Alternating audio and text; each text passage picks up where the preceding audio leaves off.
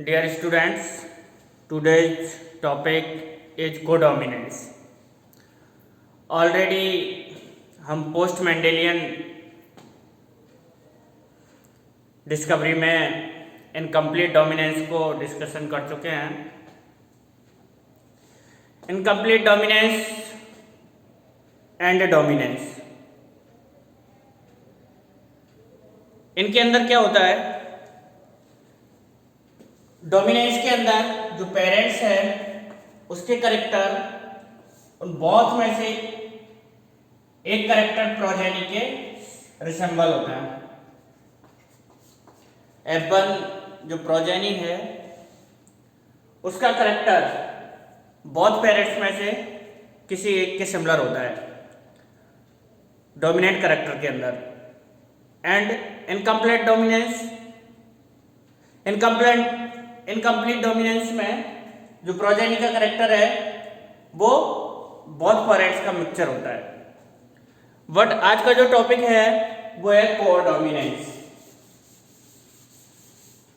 Codominance की जो progeny है उसका जो करेक्टर है वो बहुत पेरेंट्स के रिसेंबल होता है, यानी दोनों पेरेंट्सों के करेक्टर का कॉम्बिनेशन होता है कोडोमिनेंस में.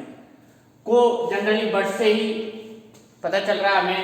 को का मतलब होता है साथ साथ, होता है ना, को वर्कर, है ना, जो वर्ड्स होता है. को वर्कर मतलब वर्क करने वाले का साथी. तो कोडोमिनेंस मतलब डोमिनेंस का ही एक साथ साथ वाला रूप है. यानी इन कोडोमिनेंस जो F1 प्रोजेनी है, अगर टाल वाला करेक्टर हम यहाँ यूज में नहीं लेंगे. कोडोमिनेंस का बहुत ही फेमस एग्जाम्पल जो एनसीईआरटी की बुक में मेंशन है वो है ABO blood group in human being. Human being का जो एबीओ ब्लड ग्रुप सिस्टम है वो कोडोमिनेंस का वेरी बेस्ट गुड एग्जाम्पल है. ABO blood group multiple alleles का भी एग्जाम्पल है. तो कोडोमिनेंस जिसमें प्रोजेनी के अंदर जो करेक्टर्स रहते हैं वो बहुत पेरेंट्स, दोनों पेरेंट्सों के रिसेंबल होते हैं. दोनों पेरेंट्सों के करेक्टर्स रहते हैं प्रोजेनी के अंदर. प्रोजेनी के अंदर दोनों पेरेंट्सों के करेक्टर होते हैं. रॉन कलर के जो कैटल्स रहते हैं, रॉन कलर के जो कैटल्स जनरली आप लोगों ने देखा होगा, जैसे रेड एंड व्हाइट काऊ है, एक रेड है और एक व्हाइट काऊ है. तो इनसे रॉन कलर के कैटल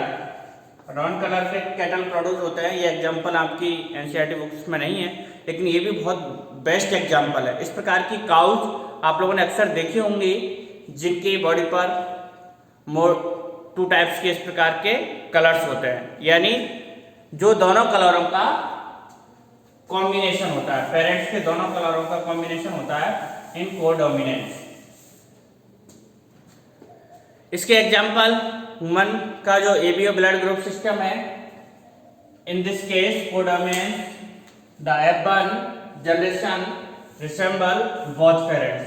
इट मींस जो F1 जनरेशंस है, F1 जनरेशंस के करेक्टर बोथ पेरेंट्स के सिमिलर होते हैं, रिसेंबल होते हैं, दोनों पेरेंट्स से मैच खाते हैं. किसी एक पेरेंट यूँ कह सकते हैं कि बोथ पेरेंट्स, दोनों पेरेंटों के जो करेक्टर है वो डोमिनेंस के रोल में होते हैं. नो, कोई भी करेक्टर रिसेसिव नहीं होता है. दोनों करेक्टर पेरेंट्स के प्रोजेनी के अंदर अपने करेक्टर्स को शो करते हैं. ये है कोडोमिनेंस. इसका एग्जांपल है ह्यूमन का ABO blood group system. Generally हम जानते हैं कि ह्यूमंस के अंदर 4 टाइप्स के ब्लड ग्रुप्स पाए जाते हैं. Blood group A, B, AB and O. Codominance का ये बेस्ट एग्जांपल है. एबी ब्लड ग्रुप को कंट्रोल करने वाला जीन एक सिंगल जीन है. एबी ब्लड ग्रुप्स को आई जीन कंट्रोल करता है. इस जीन्स के अंदर 3 एलील्स पाए जाते हैं, आई ए, आई बी एंड स्मॉल आई. तो ये मल्टीपल एलील्स का एग्जांपल भी हो गया ABO blood group system. Generally Mendelian cross में हमने देखा था कि जो जीन है वो 2 एलिल्स के हैं। एक जीन में 2 कंट्रास्टिंग एलिल्स थे और वो मेंडल के टेस्ट क्रॉस में एक्सप्लेन हुए थे। उनमें हमने देखा था कि जो एक जीन है उसकी जनरली 2 एलिल्स है, बट यहाँ पर कंडीशन चेंज है। यहाँ पर एक gene ABA blood group system को कंट्रोल करने वाला जो आई जीन है उसके अंदर कितने एलिल्स है? 3 एलिल्स है, IA, IB एंड I। तो इन एलिल्स के बेस पर जो RBC है उसके कई सारे कॉम्बिनेशंस वुमेन्स के अंदर पाए जाते हैं। यानी इनके बेस पर ये 4 टाइप्स का फिनोटाइप जनरेट करते हैं और 6 टाइप्स का जीनोटाइप और 4 टाइप्स का फिनोटाइप जनरेट करते हैं। इसी प्रकार हम देखते हैं कि वुमेन्स में पाए जाने वाले ब्लड ग्रुप 4 टाइप्स के यानी 4 टाइप्स के होते हैं। देखते हैं ये किस प्रकार से कंट्रोल्स ये जीन RBC को कंट्रोल करती है। RBC की जो प्लाज्मा मेम्ब्रेन है उस पर शुगर पॉलीमर्स पाए जाते हैं। RBC की प्लाज्मा मेम्ब्रेन पर शुगर पॉलीमर्स प्रेजेंट रहते हैं और ये जो शुगर पॉलीमर्स रहते हैं I एलिल्स शुगर प्रोड्यूस करता है, IB भी शुगर प्रोड्यूस करता है। इनमें स्लाइटली थोड़ा सा हल्का सा डिफरेंस रहता है IA और IB द्वारा प्रोड्यूस शुगर में। I जो एलिल्स है ये नो शुगर प्रोड्यूस, ये किसी भी प्रकार की कोई शुगर प्रोड्यूस नहीं करता है। I कोई प्रकार की शुगर प्रोड्यूस नहीं करेगा तो इसका कॉम्बिनेशन किसी के साथ होगा तो ये अपना रिसेसिव इफेक्ट शो करेगा। जब कोई पॉलीमरीज कोई शुगर ही प्रोड्यूस नहीं कर रहा है तो इसका इफेक्ट कैसा होगा? इसका शुगर का प्रोडक्शन नहीं होगा। आप लोग जानते हैं कि ह्यूमन्स डिप्लॉयड प्राणी है, डिप्लॉयड ऑर्गेनिज्म है और इसके अंदर एलिल्स अगर ये 3 है तो ऐसा तो है नहीं कि तीनों एलिल्स पाए जा सकते हैं। ये जो स्टडी चार्ट है ये ह्यूमन पॉपुलेशन स्टडी बेस पर दिया हुआ है, यानी किसी एक सिंगल पर्सन की स्टडी पर इस चार्ट को गिवन नहीं किया गया है। ये एक पॉपुलेशन है ना, मोर देन 2 या और कितने भी पर्सन हो सकते हैं उनकी स्टडी के बेस पर इस चार्ट को गिवन किया गया है। सिंगल पर्सन पेरेंट्स जिसमें ब्लड ग्रुप IA और IB है, इसकी चर्चा करेंगे। ये एक पेरेंट्स है जिसके ब्लड ग्रुप्स नीचे दिए हुए हैं, यानी ब्लड ग्रुप में पाई जाने वाली शुगर, और शुगर का मतलब समझेंगे हम कि उसकी एलिल्स। इसी प्रकार से ये पेरेंट्स 2 दूसरे टाइप का पेरेंट्स है जिसमें ये एलिल्स पाई जाती है। अगर सपोज ये कोई पेरेंट्स है जिसमें ये एलिल्स पाई जाती है IA और दूसरा पेरेंट्स है IA, तो इनकी ऑफस्प्रिंग है उसका जीनोटाइप IA होगा। इट मीन्स उसके अंदर शुगर जो जीन A है वो डोमिनेंट फॉर्म में है और इसका ब्लड ग्रुप होगा A। इसका ब्लड ग्रुप क्या होगा? A, क्योंकि दोनों सिमिलर जीनोटाइप्स है। अगर IB है, अदर पेरेंट्स की एलिल्स IB है तो उसका ब्लड ग्रुप AB होगा।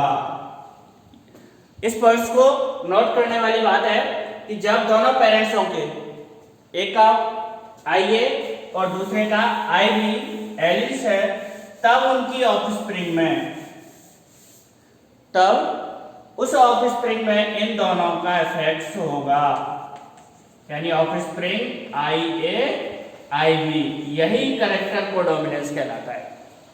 दिस करेक्टर्स आर कोडोमिनेंट, क्योंकि इसमें IA का भी जो IA पेरेंट्स के करेक्टर है वो भी, यानी IA वाली शुगर भी प्रोड्यूस होगी और IB वाली शुगर भी प्रोड्यूस होगी, यानी इसमें बहुत पेरेंट्स के करेक्टर्स शो होते हैं।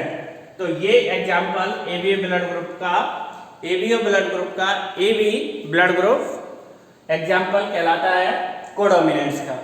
अगर एग्जाम्पल देख लीजिएगा, IB है, ये I है, AB ब्लड ग्रुप हो गया, IB दोनों सिमिलर शुगर है, B ब्लड ग्रुप हो गया। IB है, I है, इस I कोई शुगर प्रोड्यूस करता ही नहीं है, सिमिलर इसके ऑफस्प्रिंग का ब्लड ग्रुप हो गया B। अगर दोनों पेरेंट्सों के एलिल्स आई है यानी उनमें किसी प्रकार की कोई शुगर प्रोड्यूस नहीं होती है, तो उनकी ऑफस्प्रिंग का ब्लड ग्रुप ओ होगा। इस टेबल के बेस पर हम एबीओ ब्लड ग्रुप्स का जीनोटाइप और फिनोटाइप्स इजीली ऑब्जर्व कर सकते हैं कि एबीओ ब्लड ग्रुप में कितने टाइप्स का जीनोटाइप होगा, कितने टाइप्स का फिनोटाइप होगा। Phenotypes be no phenotypes is 4 types. Phenotypes कितने टाइप्स का है? 4 टाइप्स का, A B AB and O, यानी किसी भी ह्यूमंस पॉपुलेशंस के अंदर 4 टाइप्स के ब्लड ग्रुप भी प्रेजेंट हो सकते हैं, इनके अलावा और ब्लड ग्रुप प्रेजेंट नहीं हो सकते हैं। ये बाकी के रिपीट हो रहे हैं, आप देख लो, इनके अलावा और कोई टाइप्स फिनोटाइप्स में नहीं है। जीनोटाइप्स चूंकि आईए और आईए ये भी ए ब्लड ग्रुप को रिप्रेजेंट करेगा और ये भी ए ब्लड ग्रुप को, बट इनका जीनोटाइप डिफरेंस हो गया। तो एक जीनोटाइप्स 1 2 3 4 5 6 7, इस 7 टाइप्स का जीनोटाइप शो हो रहा है इसमें, बट इसमें एक रिपीट हो रहा है। आप लोग ऑब्जर्व करोगे कि 4 नंबर वाला 4 कैटेगरी और 2 कैटेगरी वाले रिपीट हो रहा है जीनोटाइप। तो इट मीन्स हम कह सकते हैं कि ये जीनोटाइप कितने टाइप्स का है? 6 टाइप्स का। तो ह्यूमन ब्लड ग्रुप्स है, उसके अंदर 4 टाइप्स का फिनोटाइप्स और 6 टाइप्स का जीनोटाइप्स प्रेजेंट रहता है।